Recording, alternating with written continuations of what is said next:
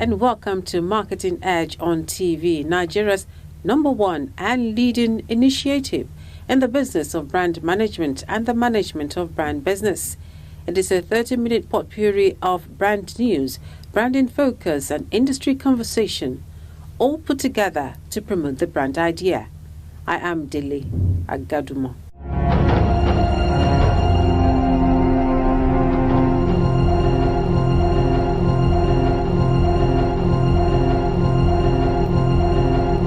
The Nigerian marketing and advertising industry, no doubt, offer a huge potential for prospective investors and professionals with requisite skills and competencies to tap into the market. Marketing Edge on TV is a potpourri of happenings and developments in the integrated marketing and communication space of the Nigerian economy. Watch out for top players, gladiators, and professionals in the competitive business of brand management and management of brand business in Nigeria. From the cerebral and glamorous advertising professionals to the well-groomed marketing whiz-kid dictating and directing brand management business. Watch Marketing Edge on TV, only on TVC News. Welcome to Brand News on Marketing Edge on TV.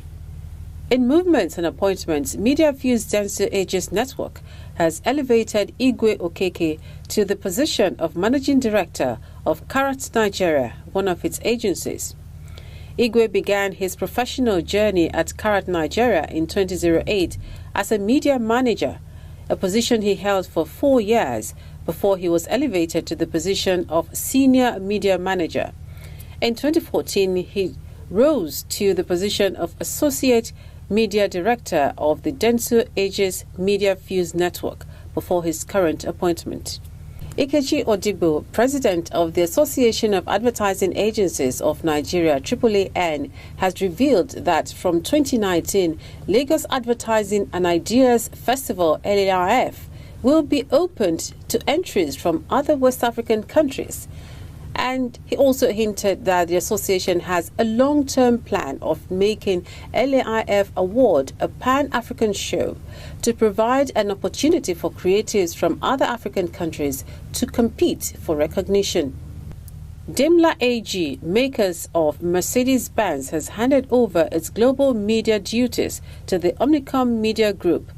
The account is estimated to be worth up to $950 million. OMG will begin work from January 2019 for more than 40 markets worldwide. OMG will also be responsible for all Daimler brands, including Mercedes-Benz cars, Mercedes-Benz vans, Daimler trucks, Daimler buses, Daimler financial services. In anticipation of the commencement of the 2019 general elections, the Group Managing Director of SO1U Group, Mr. Ujeme Ufot MFR, has called on his colleagues in the marketing communication industry to adhere to the rules of engagement applicable to the development and deployment of political communications. He made the admonition at the recently held Forum on Political Communication organized by the Advertising Practitioners Council of Nigeria, where he charged agencies handling campaign communications to be fair and truthful enough to aid democratic choice by the electorate and steer clear of any traits that could precipitate violent conflicts. And that's it on Brand News for this week on Marketing Edge on TV.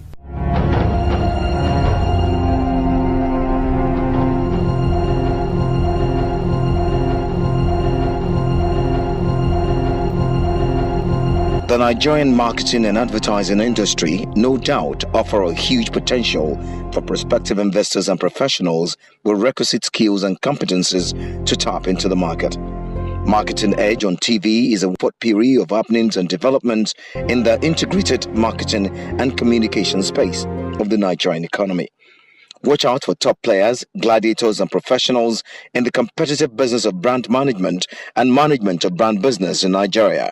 From the cerebral and glamorous advertising professionals to the well-groomed marketing whiz-kid dictating and directing brand management business. Watch Marketing Edge on TV, only on TVC News.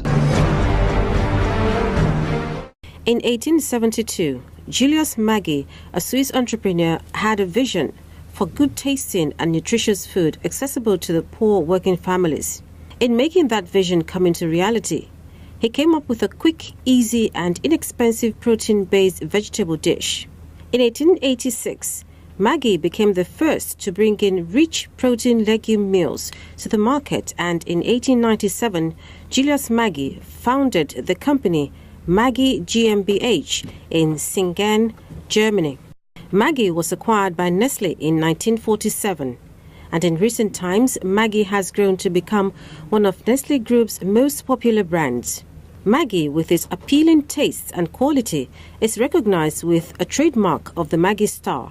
The Maggi logo, which is characterized by a red and yellow color, comes in pressed, tablet, powder, and liquid formats. According to the BGL Research and Intelligence, a foremost investment banking company in Africa, estimated that the seasoning sector is worth 14.7 trillion naira. It also put the total national demand for various types of food, condiments and seasonings at 5,475 tons per annum. According to the BGL Research and Intelligence, a foremost investment banking company in Africa, estimated that the seasoning sector is worth 14.7 trillion naira. It also put the total national demand for various types of food, condiments and seasonings at 5,475 tons per annum. According to the company, it sells over 100 million cubes in the Central West African region daily, and it has been consistently rated as one of the best-selling seasoning brands in Nigeria. The brand has occupied a big space in the hearts of consumers, and it has become the generic name for seasoning cubes in the country. Though Maggi has remained one of the leaders in its segment, in spite of the influx, but it has come under increasing pressure from challenger brands, which continues to encroach on its market share. In 2017, Nestle Nigeria launched a new seasoning cube, Maggi Nigapot. The new seasoning was created based on the strong understanding of local cuisine. It consists of the locally known ingredients. As part of its commitment towards 2020, the iconic Maggi brand is on a mission to support home cooks with healthier and tastier choices by simplifying ingredients lists, reducing salt, and increasing micronutrient fortification. Over the years, Maggi has been a strong brand and created value for stakeholders across its value chain. The brand has created thousands of jobs, empowered thousands of farmers, and fed families in their millions. Soybeans used in Maggi production are locally sourced from Nigerian farmers to the tune of 9,660 tons.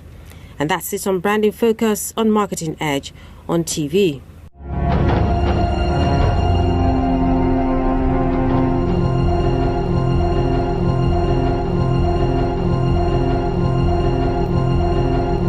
The Nigerian marketing and advertising industry no doubt offer a huge potential for prospective investors and professionals with requisite skills and competencies to tap into the market. Marketing Edge on TV is a potpourri of happenings and developments in the integrated marketing and communication space of the Nigerian economy. Watch out for top players, gladiators, and professionals in the competitive business of brand management and management of brand business in Nigeria. From the cerebral and glamorous advertising professionals to the well-groomed marketing whiz-kid dictating and directing brand management business. Watch Marketing Edge on TV, only on TVC News. It's industry conversation on Marketing Edge on TV, and I have Bolaji Okusaga back in the studio this week, and we are discussing political PR management, the issues and the non-issues. Bolaji Okusaga is the managing consultant, Precise Reputation Design. You're welcome again to the studio. Thank you, madam. So, what, in your opinion, is political PR management? Interesting. Man has always been called a political animal. All right. So, in a sense, politics is integral to humanity, and to that extent, if you're asking me what political PR management means, it's just to say it means it's something that takes root from the very essence of man. Okay. The fact that man has decided to create society. The fact that man now having created society, saw the fact that, look, society, everyone cannot do what they like within society. All right, we've got to set the rules. And in setting the rule, the whole idea of the social contract came. Okay. And what's the whole thing about the social contract? It's about us deciding to select people or elect people who will rule us or who will run the affairs of the society, because I hate to use the word rule, and the way and manner that election or selection happens is politics. Okay. Now, how then do you manage relationship in the process in the process of selecting or electing those people? That's where political PR management therefore comes to fore, and it talks about how do you manage political communication? What are the things I say? On what platforms do I say them? How do I connect if I've got a message? Mm-hmm. How is that message going to be projected? And then how do I get the needed buy-in and connection? And then from the connection to conversion, that then, rewards me with election or selection, as the case may be. Okay. That is the whole, fundamental of political PR management. Okay, how do you think that has fared in Nigeria? Because I remember on one edition of Marketing Edge on TV, we were talking about political advertising, and some of our guests said the issue we have with a lot of politicians is the fact that most of them do not have programs, and those who have programs do not know how to communicate those programs to the electorate. So how do you think political it has fared in Nigeria? It's still in its fledgling state. Okay. One would have expected that about 58 years or over 58 years after independence, we should have been attaining some level of maturation, but that hasn't really happened. Largely because in those 58 years or thereabouts, more than 20 years was spent under a military administration, where the rhetoric was that of martial rhetoric, and not a rhetoric driven for cohesion and coercion, as opposed to a rhetoric driven towards persuasion and some kind of connection, as you will find under the democratic order. So to a great extent, political communication is still in its fledgling state, and to even make matters worse, the evolution hasn't been quite right. So a situation where you find some kind of linear progression, hasn't really happened in Nigeria. So you find that in the First Republic, there was some level of sophistication because we learned a lot from the British, who are our colonial overlords. But then as you found other, republics after the First Republic, you started to find a tinge of militarism, written into the script of politics. What with the fact that the constitutions no longer appear representative, the platform also, because the playbook is the constitution, it no longer appears also to be in conformity with global best practice in terms of democratic norms. Then you find that communication too will also suffer the same fate. So that's what has happened. But having said that, whether we have a linear progression or the development has been cyclical, man is always in transition. So we believe that over time we will mature. But right now, political communication or political PR management is still at a very fledgling state. Okay. Politicians rather will use abusive and martial rhetoric as opposed to persuasion, as opposed to understanding platforms, and as opposed to understanding audience nuances and which audience will match with platforms. So which language do I speak here as opposed to the language I speak there? It's not really happened that right. So we're still on a journey. I pray we arrive. Okay, so you don't think it truly exists in the political democratic It exists. Bits and fragments of it exist. Okay. But in terms of maturation, in terms of development, it's still at entry, fledgling state. Okay. Fundamentally, the parties don't communicate. They fight. Fighting isn't communication. You see spokesmen of presidential candidates actually almost having fist-cuffs, where they're supposed to be persuading and be showing good character, in order to get the needed audience connection. You're not finding that. And then who are those guys who actually are appointed to come and serve on the boards of the communication bit of the campaigns? They're not people, they're doctors, lawyers, and people who probably don't, haven't been schooled in, the art and science of managing relationships, which is fundamental to understanding the nuance of the game. So that's been the problem. But I think we're evolving. Okay, so the fact that people have not been schooled to understand the fundamentals, that's one of the issues. What are the other issues? The other issue is the fact that you also have a society where the social contract isn't quite clear. So what are my expectations from government? So how do I demand it? For instance, do you even know your local government chairman to start with? And do you even know what his role is and what resources he has access to? So do we have those kind of conversations or discussions on an ongoing basis where we'll then need to set up a political PR platform to enable those kind of conversations? It's not happening. Do you even have polls and rating agencies that are looking at job approvals? So if your governor isn't doing too well, is there a platform to understand his job approval rating? Yeah? Okay. Is there an ombudsman that people can gather together and form citizens group based on a recurrence of a trend which is unpalatable, and have that happen on an ongoing basis, regardless of the locality or the nature? And then cultural issues also. How are we, from a cultural perspective, configured? Are we configured for monarchy or are we configured for democracy? So if we're configured for monarchy, there will be that monarchical sense around the democracy, and that's where you find demigods all over the place masquerading as Democrats who don't need to communicate to you to win elections. So if they don't need to communicate or change their bad habits and adopt new habits and actually tell, then how far will political communication go? So those are some of those challenges, on the path to it. But needless to say that what we have found going into the 2019 election season is starting to tell us that there's some transition. And the way transitions happen, they don't become mainstream immediately. So don't think there is a fluke. It's not a fluke. It's a trend. It will get stronger and stronger as you go along. It's the whole idea of young people saying, we too want to be involved, so not too young to run.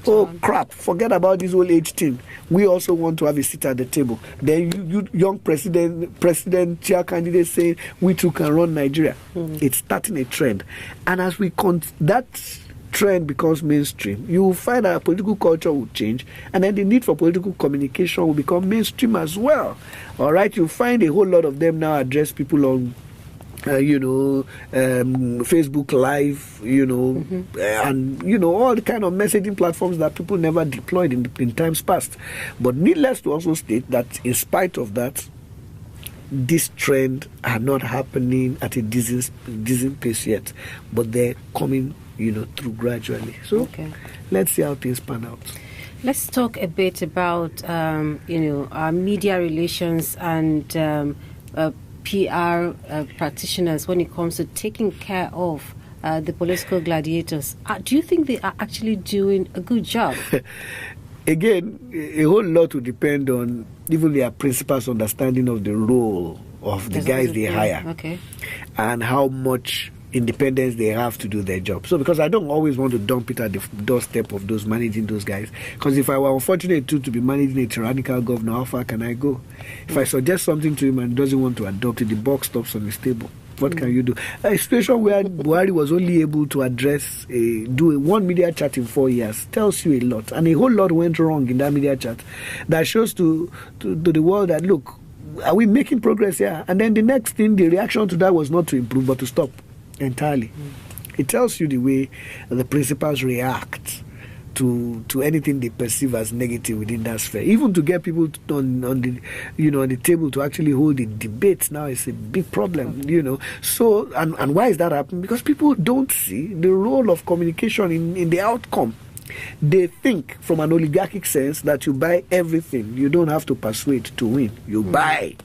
And where that kind of a mentality is prevalent or dominant, you will tend to have communication actually take the backstage or become a nominal activity in the whole endeavor.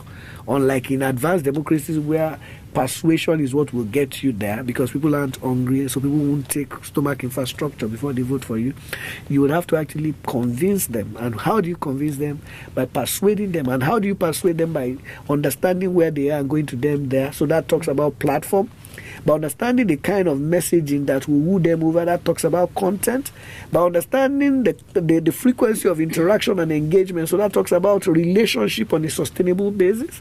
So, and that will If you add all of this together, that already creates a platform. It already creates an industry in which there are players who, with understanding, with expertise, I hate to use that word, but who are owning their skills on an ongoing basis as regards the way things pan out. And we'll talk about that when we begin to use case studies of what happened in Germany, because a whole lot of people don't know that Hitler actually emerged through the ballot box initially.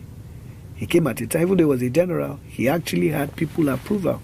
All right? People don't actually understand the fact that America is also driven not by the man who is best, but the man who is able to persuade and actually, get on board the prevalent tendency or emotion at that point in time wins the election. Does that happen here for us? Well, maybe we saw a bit of that happen in 2015 when people said, well, Buhari, February, and all of that. A bit of that happened. But are we seeing that on a sustainable basis? Did they build on it thereafter? The answer is hanging in the air, Okay. So what about the role of spin doctors and journalists who have turned media consultants when it comes to, spinning out? A lot of them don't even understand. Gladiators. How many people read those things? What's your reading culture like? So you buy, when I was growing up, we used to have newspapers like Concord that had a circulation figure of about 500,000. How many newspapers circulate 100,000 copies now? People prefer to read online. So let's look at the online platform, the news sites, from Premium Times to Sarah. Yeah, a lot of adherents. But what is the content that is selling? Is it analysis? Is it polemics? Is it editorials and all of that that's coming through? No, it's news. Very soft news. So you hear that one senator, is sleeping with a woman. People will go there, it will trend. Or, a political gladiator hid on a tree to avoid being arrested, it will trend. So people are soft-minded. People just want very easy news, things they can actually have a hang of, and just move on with their life. So even if you hire the most experienced journalist, how far would that go if he doesn't understand the human experience? That's why we're saying that even though this is a value chain, onion is still onion, lettuce is still lettuce, carrot is still carrots, and cream is still cream, even though everything mixes together from the salad. But I don't get a sense that we're taking that route. So the guys who call themselves spin doctor, what kind of rhetoric do they use? Are those rhetoric in themselves not put-offs rather than value-adding for their candidates? Are they selling anything precisely? Because if I want to be a spin doctor, what exactly am I going to be doing? All right, so we need to address our minds to that. That's why a state governor who is facing a battle will come on, will address a press conference, and from that point on, his fate is sealed. If we really know what we're doing, that should have been a boost rather than a problem for his candidacy. But we really, really, really need to, look back and ask ourselves whether we're doing it right or we're not doing it right. And again, what is even right anyway? In this era where there's convergence, where to even know who the journalist is and who the PR person is becoming very, very interesting. Because if you look at it, Linda Ikeji, what would you say she is, a journalist or a PR practitioner? A blogger. Yeah, they call them a blogger, so they sit in the middle. But the activities they do is a mix of both. So that's also muddies the waters and confuses the space. But needless to state that you still need that touch of an understanding of the human experience, that touch of an understanding of what we sell and how we will sell it and on what platforms, and how will the consumer of that information receive it and process it and run with it. That is still missing. So we're not pretty much scientific. Okay. Thank you very, very much. It's been very interesting. And we hope it has been very interesting for you as well. And that's it on Industry Conversation this week. And we've been discussing PR management, the issues and the non-issues. And my guest has been Bolaji Okusaga. He is the managing consultant, Precise Reputation Design. My name is Delia Gadimo. Stay with us. Well, that's been our package this week on Marketing Edge on TV. Be sure to join us same time next week when we bring you more concerning industry conversation, the brand news, and of course, our brand in focus. Thank you for watching.